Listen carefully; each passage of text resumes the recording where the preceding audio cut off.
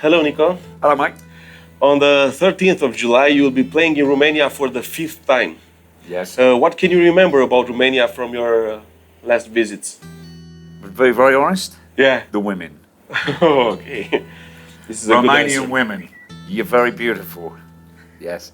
I remember we played outdoors on one of the shows, and there was this beautiful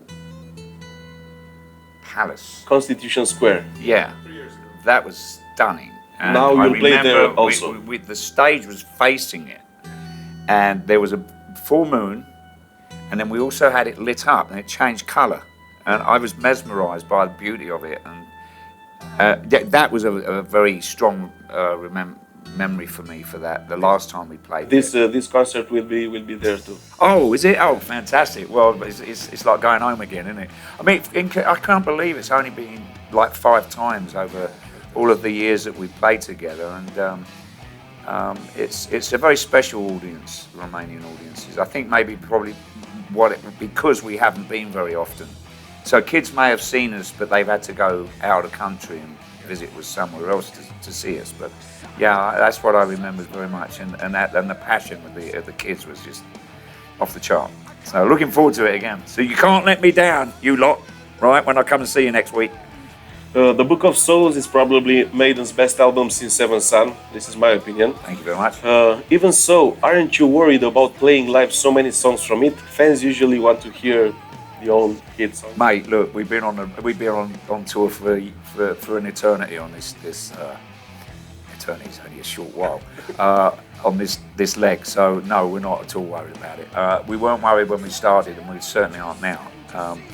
You know, when you do a great, we've always made great records, and you know, I've always say, oh, this is the best thing we've ever done. This is the best thing we've ever been. Oh, well, you said that about Final Frontier. You said that about Matter of My Life and Death. Well, yeah, like the best records I've made with the band until the new one, the next one. Now, if it's not, then there's a problem. But I don't say that because I say it's something to say. Like, how are you? And really, you're saying, you know.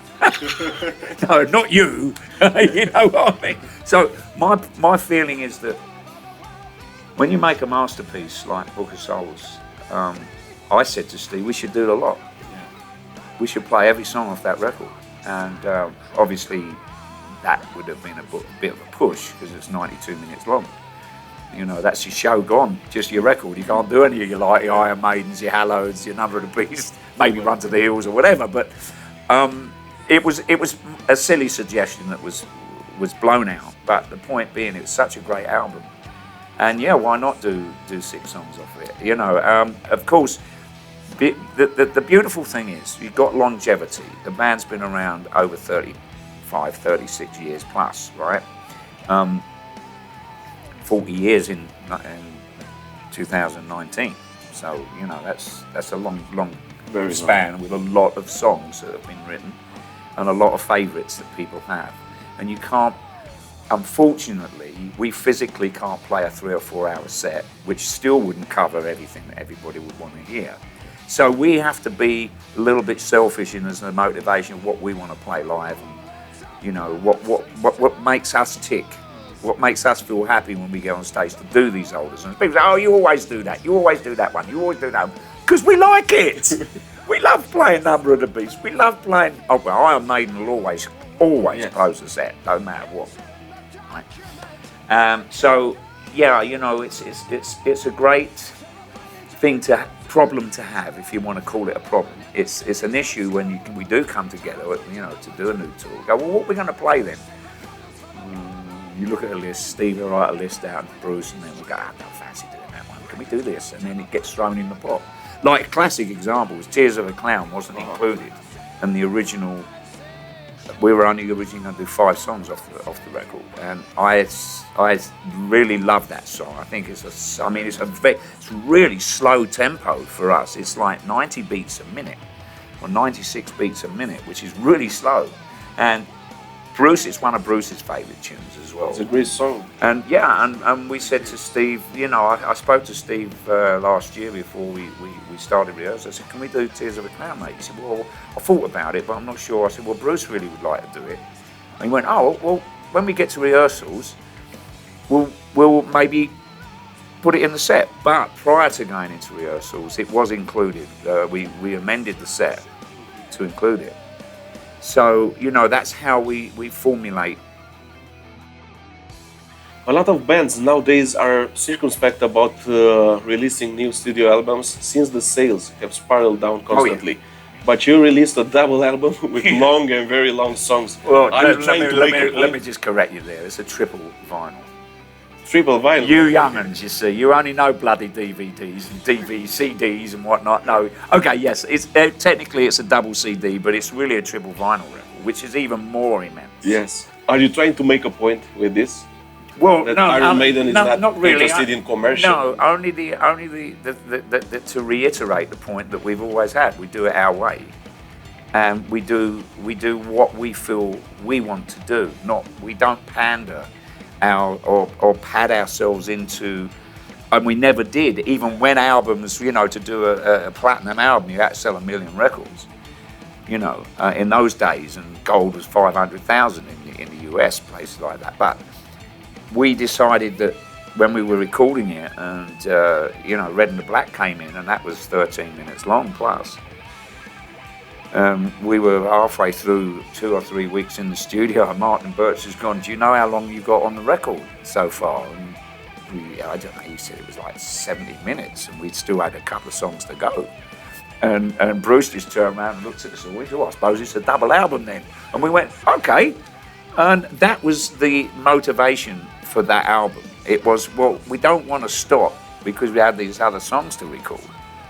So it's going to be, and we were fortunate enough in our career and the stage we were at to be able to say to our manager, go and do a deal with Universal and whoever it is who's doing the records now. It used to be EMI, but I think they came in under the umbrella of Universal and whatnot. But yeah, so we weren't really trying to make any other point than the fact that we're doing it our way, the way that we always had this then.